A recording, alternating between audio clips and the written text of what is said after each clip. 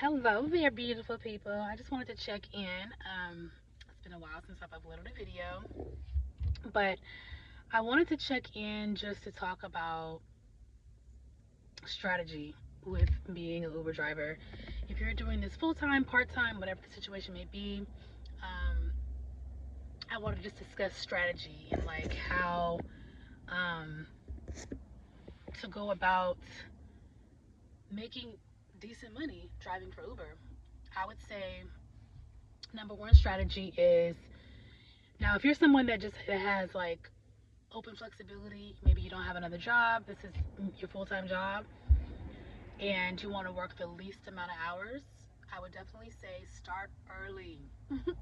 What I've learned is like start early. First of all, I mean, starting early is good in a few ways. For get your getting your day started early. They say the early bird gets the worm.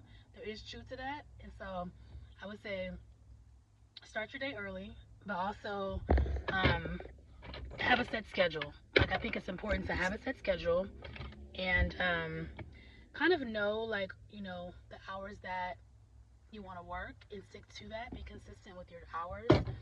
Um, and also start early. There's benefits to starting early if you're able to. There's a lot less traffic.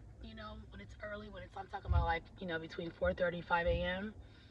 Um, the traffic obviously picks up as it gets later, but you do have potentially a couple of hours, if not an hour, hour and a half of like, lighter traffic. The pay is more. You get paid more during those hours because there's surges.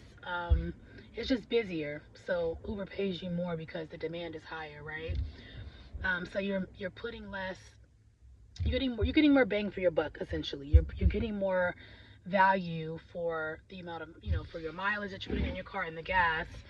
um, you're going to get paid the best rates, in the morning and of course in the evening time. So my hours, I would suggest if you just have open flexibility and you don't mind like having like a split shift where, I would say like my suggestion would be, let's say you have 8 hours to work, you don't want to work any more than 8 hours. I would say work 5 a.m. to 9 a.m., Monday through Friday, and then 3 p.m. to 7 p.m. So, obviously that gives you like 6 hours, 10, 11, 12, 1, 2. Yeah, that gives you 6 hours break in between. Um, of course, I understand that's not necessarily convenient for everyone because depending on where you are at 9 a.m., you may have to drive a bit of a distance to get home. So it may take you 30 minutes, 45 minutes to get home. Um, but yeah, if that's something that works for you or you're able to like run errands and just take care of other things during the day, um, I would suggest those hours. If you have 8 hours and you want to work just in like an 8 hour day, um, I would say 5 a.m. to 9 a.m. and 3 p.m. to 7 p.m. Um, you're going to get paid the most typically during those hours. Now, of course, there's other hours as well that you can work. If you're someone that, obviously can only work um, in the mornings, let's say you have to be to work at 9 every day, then I would say, obviously, if you could work from 5 to 8, 5 to 8:30, um, you know, even if you can only work 5 to 7, 5 to 7:30, if you have to be to work at 8, it's worth it. Today I made between actually I didn't start till 5:30 today, but between 5:30 and 9 a.m. I made $121 and some change. So if you calculate that, that's about $34 an hour. So it's pretty decent money, but you're not gonna make that same amount. Like, because I am doing this full time, I typically just kind of work that day straight through. So if I start at 5, I'll just work until I make the amount of money that I want to make. But I try not to work. I try not to, like usually I work typically maybe 10 hours, potentially less.